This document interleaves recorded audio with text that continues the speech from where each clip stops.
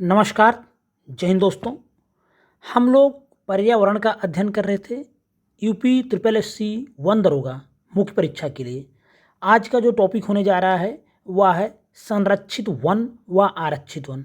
आपको बता दूं यह टॉपिक सिलेबस का एक बहुत महत्वपूर्ण टॉपिक है और पर्यावरण जहाँ भी पूछा जाता है वहाँ पर यहाँ से प्रश्न आता रहता है। चाहे आप उत्तराखंड पीसीएस मुख्य परीक्षा देख लें या फिर यूपी पीसीएस प्री देख लें, वहाँ पर भी संरक्षित वन व आरक्षित वन से प्रश्न पूछे गए हैं। बहुत महत्वपूर्ण टॉपिक है। यहाँ से सिर्फ 1 से 2 क्वेश्चन निकल कर आ सकते हैं और उन्हीं में से अगर यहाँ से पूछा गया तो पूछा जाएगा। सीधे हम लोग बात करते हैं संरक्षित वन व आरक्षित वन के बारे में। भारतीय वन अधिनियम 1927 में आरक्षित व संरक्षित वनों को परिभाषित किया गया है। तो पहला प्रश्न अगर कहीं से बन सकता है इस टॉपिक से तो यहीं से बनेगा कि किस अधिनियम में आरक्षित व संरक्षित वनों को परिभाषित किया गया है। तो भारतीय वन अधिनियम 1927 में आरक्षित व संरक्षित वनों को परिभाषित किया गया है। एक प्रश्न यहाँ से ये बन सकता है। एक बात और आपको बताऊं, अगर आपको इसको पीडीएफ चाहिए तो आपको ज्वाइन करना है टेलीग्राम पे @TechIAS सर्च करेंगे और हमारा चैनल मिल जाएगा TechIAS, वहाँ पे इसका आप पीडीएफ प्राप्त कर सकते हैं। इससे पहले 3 वीडियो और अपलोड कर दिया गया है जिसके अंतर्गत सिलेबस का 4 टॉपिक खत्म हो चुका है। उनको आप देख लेंगे, उनका पीडीएफ वहीं पे पड़ा हुआ है इसी चैनल पे, उसको आप पढ़ लेंगे। आगे बात करते हैं, परिभाषा देखते हैं संरक्षित वन की। राज्य सरकार को आरक्षित भूमि के अलावा किसी भी भूमि का गठन करने का अधिकार है जिस पर सरकार का मालिकाना अधिकार होता है और ऐसे वनों के उपयोग के संबंध में सरकार को नियम जारी करने की शक्ति होती है जो संरक्षित वन कहलाते हैं।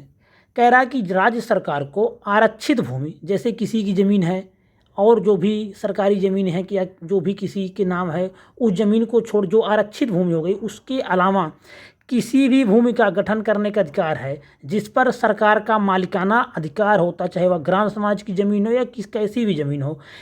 और ऐसे वनों के उपयोग के संबंध में सरकार को नियम जारी करने की शक्ति होती है, इसी को संरक्षित वन कहते हैं। ऐसे ही जो भूमियों पर वन उगे होते हैं उन्हें संरक्षित वन कहते हैं, वही संरक्षित वन कहलाते हैं।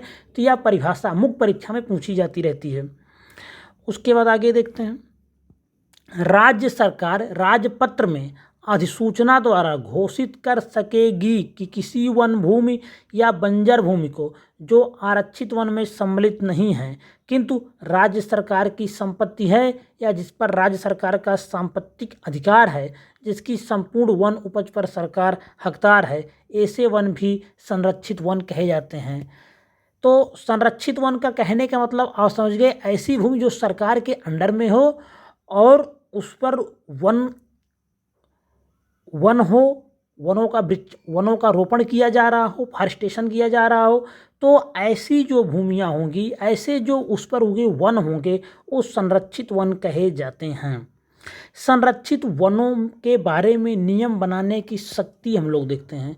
राज्य सरकार निम्नलिखित बातों के विनियमन के लिए नियम बना सकती है। पहला, वृक्षों और इमारती लकड़ी की कटाई, चिराई, परिवर्तित करना और हटाना, संरक्षित वनों की वन उपज का संग्रहण करना तथा विनिर्माण करना, इस पर राज्य सरकार रेगुलेशन कर सकती, नियम बना सकती है। संरक्षित वनों के समीप नगरों व गांव के निवासियों को अपने उपयोग के लिए वृक्ष, इमारती लकड़ी या वन उपज लेने हेतु अनुज्ञप्तियां प्रदान करना, संरक्षित वन में यह सब राज्य सरकार करती है। वनों से होकर जाने वाली वन उपज की परीक्षा, वनों की खेती या अन्य प्रयोजनों के लिए भूमि की कटाई, सफाई और भूमि तोड़ना, वनों में घास काटना व जानवर चराना, वनों में शिकार करना, मछली पकड़ना, जल विसैला करना, जाल बिछाना, इन सब पर नियम विनियम बना सकती है राज्य सरकार। ये हो गए संरक्षित वन। अब देखिए आरक्षित वन। वन सबसे अधिक प्रतिबंधित वन होते हैं और किसी भी वन भूमि या बंजर भूमि को जो सरकार की संपत्ति पर है, राज्य सरकार द्वारा गठित किए जाते हैं। आरक्षित वनों में किसी वन अधिकारी द्वारा विशेष रूप से अनुमति के बिना स्थानीय लोगों की आवाजाही, आना जाना निषिद्ध होती है, बैन होती है। किसी भी वन भूमि या भूमि को आरक्षित वन भूमि घोषित करने का अधिकार राज्य सरकार को होता है। यह प्रश्न आ सकता है एग्जाम में। तो यहाँ से ये दूसरा प्रश्न अगर बना तो यही बनेगा। यहाँ से बहुत टॉपिक में कुछ है नहीं ऑब्जेक्टिव प्रश्न पूछने जैसा, मुख्य परीक्षा में भी यहाँ से आ सकता है, परिभाषा दोनों की अंतर लिखने को आ सकता है। लेकिन अगर ऑब्जेक्टिव दूसरा कोई प्रश्न इस टॉपिक से निकल के आ सकता है तो पूछा जा सकता है कि किसी वन भूमि या भूमि को आरक्षित वन भूमि घोषित करने का अधिकार किसके पास है, तो वह अधिकार है राज्य सरकार के पास। तीसरा प्रश्न यहाँ से अगर बन सकता है तो ये बन सकता है, भारत का पहला आरक्षित वन सतपुड़ा राष्ट्रीय उद्यान है। भारत का पहला आरक्षित वन कौन है? सतपुड़ा राष्ट्रीय उद्यान। यह भी प्रश्न पूछा जा सकता है। आरक्षित वनों को भारतीय वन अधिनियम 1927 की धारा 20 के तहत अधिसूचित किया जाता है। वन दरोगा में धारा भी पूछी जा सकती है, तो यह भी पूछा जा सकता है कि आरक्षित वनों को भारतीय वन अधिनियम 1927 की किस धारा के तहत अधिसूचित किया जाता है, तो कौन सी है? वह है धारा 20। तो इस टॉपिक से यही 4 प्रश्न बनेंगे और इसी में से कोई 1 या 2 प्रश्न पूछा जा सकता है, क्योंकि 26 टॉपिक सिलेबस में आप जानते हैं और 100 प्रश्न बनने हैं। तो सबसे हर टॉपिक से कोई ना कोई प्रश्न रहेगा ही रहेगा। इसलिए आप मान के चलिए इन 4 जो प्रश्न हमने आपको बताया उन्हीं में से कोई ना कोई एक या 2 प्रश्न इस टॉपिक से भी देखने को मिलेगा। वीडियो को यहीं पर समाप्त कर रहे हैं। वीडियो अगर आपको पसंद आया है तो लाइक ज़रूर करें। टेलीग्राम चैनल पर PDF प्राप्त कर लें, टेक-IAS सर्च करके। और अगर वीडियो पसंद आया तो लाइक करें। चैनल को सब्सक्राइब अगर अभी तक नहीं किए हैं तो कर लीजिए। धन्यवाद।